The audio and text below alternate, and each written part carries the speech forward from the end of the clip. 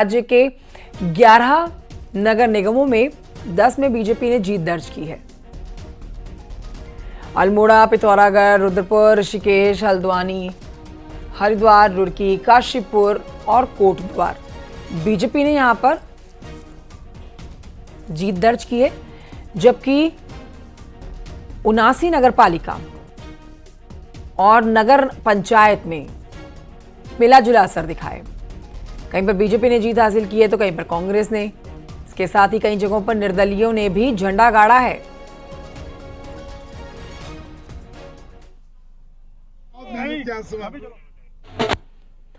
तो कुल मिलाकर आप कहिए कि बीजेपी के लिए अच्छी खबर आई है। बीजेपी ने जिस तरह से प्रचार किया था और ट्रिपल इंजन सरकार बनाने की अपील की थी, वो अपील यहां पर प्रदेश की जनता मानती हुई नजर आई है और कई जगहों पर देखिए बीजेपी को जीत मिली है। खासतौर पर आप समझ सकते हैं कि बड़े जो क्षेत्र हैं, बड़ी जो सीटें हैं, उन सीटों पर बीजेपी को जीत मिली है। अभी कुछ और सीटें बची हैं जिनके ऊपर फैसला पूरी तरह से आना बाकी है, उन पर अभी काउंटिंग चल रही है। बीजेपी ने बढ़त बना रखी है उन सीटों पे। लेकिन आप देखिए कि खेल बिगाड़ने वाली स्थिति में जो निर्दलीय मैदान में थे, उन्होंने भी कई जगहों पर जीत दर्ज की है। तो बड़ा उलटफेर कर देने वाला यहाँ पर परिणाम आप कहेंगे निर्दलियों के द्वारा आया है, क्योंकि जो सीटें कांग्रेस अपने लिए जीती हुई मान रही थी, वहां पर निर्दलियों ने जीत का झंडा गाड़ दिया है। तो ऐसे में कांग्रेस के माथे पर लाइनें पड़ना लाजमी है।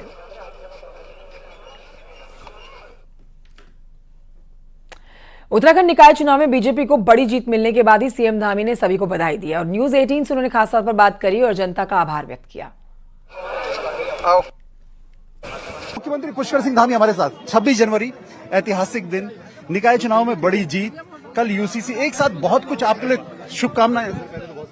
नहीं, मैं एक तो गणतंत्र दिवस की सबको बहुत शुभकामनाएं देता हूं और देवभूमि उत्तराखंड में जो हमारा एक पर्व निकाय के चुनाव का संपन्न हुआ है, उसमें मैं देवभूमि उत्तराखंड की जनता का बहुत आभार व्यक्त करता हूं, धन्यवाद करता हूं कि उन्होंने निकायों की सरकार बनाई है और भारतीय जनता पार्टी को सभी जगह मौका दिया है, ट्रिपल इंजन की सरकार बनाई है।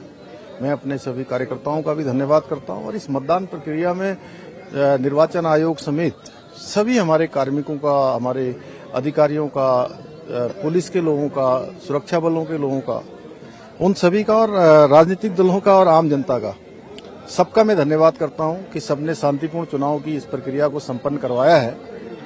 और हमने जो अब हम सबको मिलकर निकायों की सरकार बन गई है, हमारे जनप्रतिनिधियों पर भी जो निर्वाचित हुए हैं उन पर भी अब दोहरी एक प्रकार से जिम्मेदारी है। एक तो उनको जो जनता के साथ उन्होंने जो दायित्व है उनको पूरा करना है, साथ में जो हमारे राज्य में पर्यटन और लोग आस्था, श्रद्धा और धार्मिक तीर्थाटन के लिए आते हैं, वो एक हमारे लिए बहुत बड़ा चुनौती भी है, अवसर भी है कि हम अपने निकायों को साफ स्वच्छ बनाएं, ग्रीन बनाएं, उन्हें क्लीन बनाएं और जहां सीवरेज व्यवस्था नहीं है वहां सीवरेज की व्यवस्था करें, जहां अंडरग्राउंड केबलिंग की आवश्यकता है वहां केबलिंग की व्यवस्था करें, अच्छी सड़कें बनाएं, अच्छा पेयजल दें, लोगों को अच्छी सुविधाएं दें और हर दृष्टि से एक अच्छा वातावरण पूरे राज्य के अंदर बनाएं। सरकार सभी को सहयोग करेगी, मिलजुल कर हम लोग अन्य दलों में भी काम करते होंगे, लेकिन हमारा समेकित रूप से विकास सभी हमारे लिए प्राथमिकता है, हम उसको आगे बढ़ाएंगे। मैं एक बार फिर से सभी जो जीते हुए हैं उन सबको मैं शुभकामनाएं देता हूं, बधाई देता हूं। 2022 का जब चुनाव हो रहा था तो ये उम्मीद किसी को नहीं, हम भी उम्मीद नहीं कर रहे थे कि बीजेपी ऐसा परफॉर्म करेगी। परफॉर्म किया, आपको तब भी पूरा भरोसा था, इस बार भी आपको पूरा भरोसा था कि ये रिजल्ट रहेगा। 10 हमें उत्तराखंड की जनता पर पूरा भरोसा है, वो हमेशा हमको आशीर्वाद देती है। हमारे प्रधानमंत्री जी का जो देवभूमि उत्तराखंड की जनता के साथ लगाव है, उनके हृदय में उत्तराखंड बसता है और उनके पास जब से देश का नेतृत्व आया है, उत्तराखंड की जनता ने हमेशा हर चुनाव में जो है हमको जो है आगे बढ़ाया, अपना आशीर्वाद दिया है। यूनिफॉर्म सिविल कोड एक बड़ी उपलब्धि। आप यूनिफॉर्म सिविल कोड हम लागू कर रहे हैं। उत्तराखंड की देवतुल्य जनता को मैं धन्यवाद करता हूं, उन्हीं के कारण से हम ये काम कर पा रहे हैं। हमारे आदरणीय प्रधानमंत्री जी का, गृह मंत्री जी का धन्यवाद कि उनके मार्गदर्शन में एक अच्छा ये जो समान नागरिक संहिता है उसके लिए देवभूमि उत्तराखंड पहला राज्य बन रहा है देश की आजादी के बाद जहां से गंगोत्री प्रारंभ हो रही है। 2027 नहीं, अभी हम लोग जनता की अपेक्षाओं के लिए काम करेंगे और हमारा पूरा प्रयास होगा कि जो भी जनता की अपेक्षाएं हैं हम उन पर खरे उतरें, अपने प्राणों प्राण से काम करें। मुख्यमंत्री पुष्कर सिंह धामी, जिनका साफ तौर पे कहना है कि बेहतरीन नतीजे रहे, बेहतरीन रिजल्ट रहा और बीजेपी के लिए ऐतिहासिक दिन 26 जनवरी गणतंत्र दिवस के लिहाज से, निकाय चुनाव के रिजल्ट के लिहाज से और साथ ही साथ 27 तारीख को जो यूसीसी लागू होगा उस ऐतिहासिक फैसले के लिहाज से। कैमरा पर्सन संदीप नेगी के साथ दीपांकर भट्ट, न्यूज़ 18 देहरादून। तो निकाय चुनाव में जीत के बाद बीजेपी का अभिनंदन समारोह हुआ। बीजेपी ऑफिस में हुए इस समारोह में सीएम धामी ने नेताओं और कार्यकर्ताओं को संबोधित किया और जीत की बधाई दी। सीएम ने कहा कि हमारा लक्ष्य राज्य का विकास है और हम इस तरफ बड़ी तेजी से आगे बढ़ रहे हैं।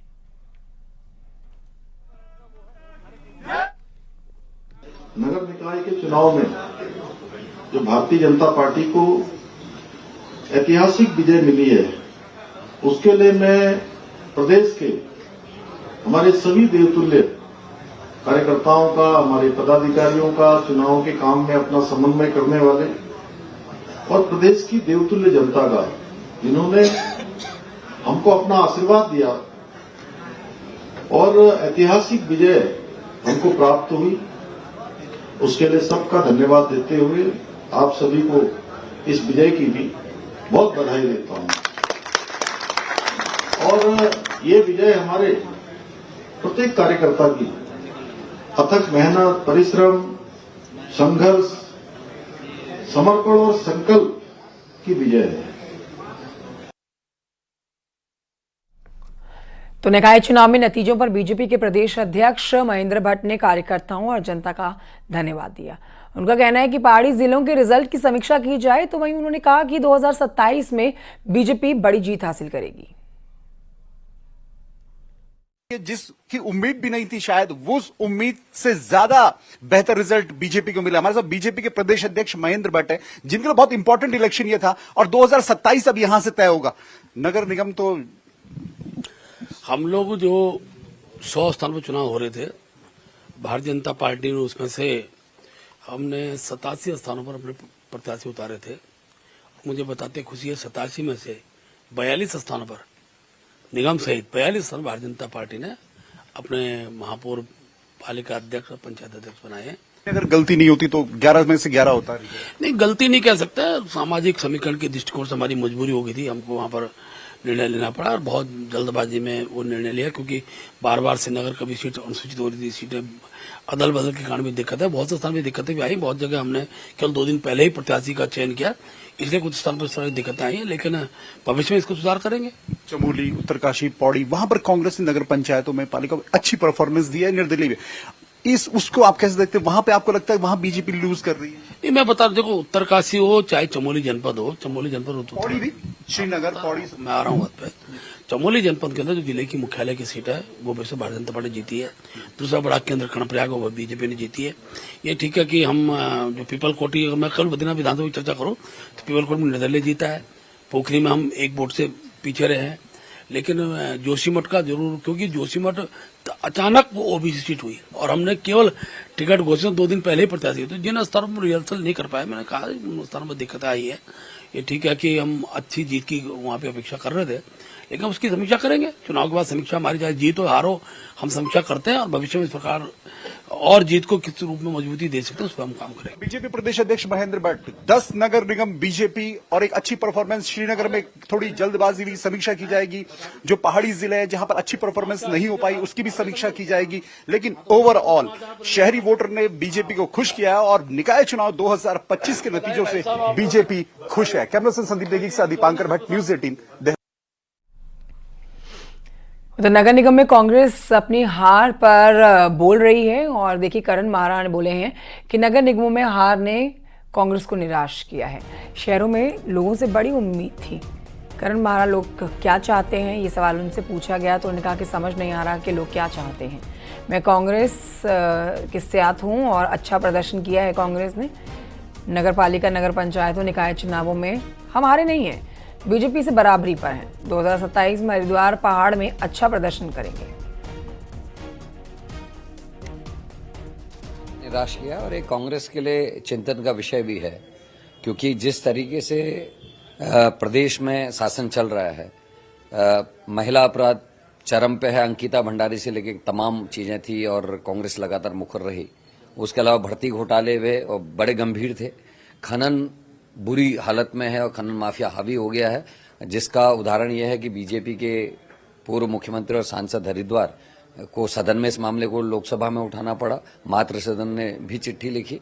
उसके बावजूद भी जो नगर निगम है वहां से मुझे ज्यादा उम्मीद थी कि पढ़े लिखे लोग हैं, सब लोग जॉब में हैं और वेल ऑफ हैं, ये लोग शायद सही निर्णय करेंगे, पर ऐसा नहीं देखने को मिला।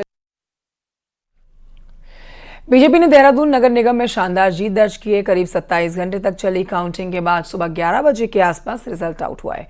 काउंटिंग स्थल पर जीत के सर्टिफिकेट लेने पहुंचे बीजेपी के नवनिर्वाचित मेयर सौरभ थपलियाल ने अपनी प्राथमिकताएं गिनाई हैं।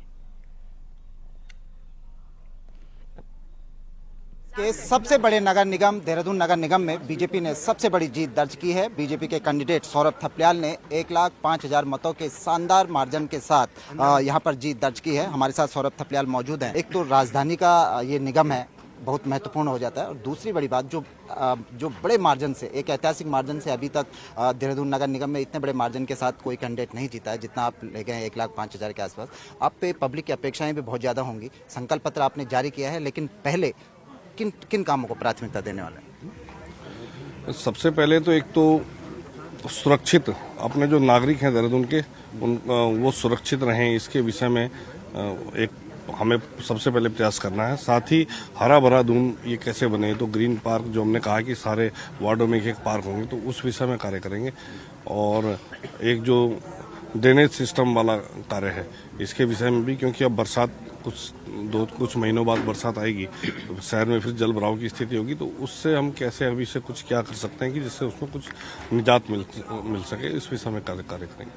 Thank you Saurabh ji. तो आप थे बीजेपी के कैंडिडेट सौरभ थपलियाल, जो काउंटिंग प्लेस पर यहाँ पर अपना चुनाव का प्रमाण पत्र यहाँ पर लेने आए थे। सौरभ थपलियाल का कहना है कि उनकी सबसे पहली प्राथमिकता होगी कि दून का जो ड्रेनेज सिस्टम है, जिससे सबसे ज़्यादा दिक्कतें होती हैं, उसको दुरुस्त किया जाए। कैमरा पर्सन दीपक उपाध्याय के साथ सुनील नौपरबात, न्यूज़ 18 देहरादून।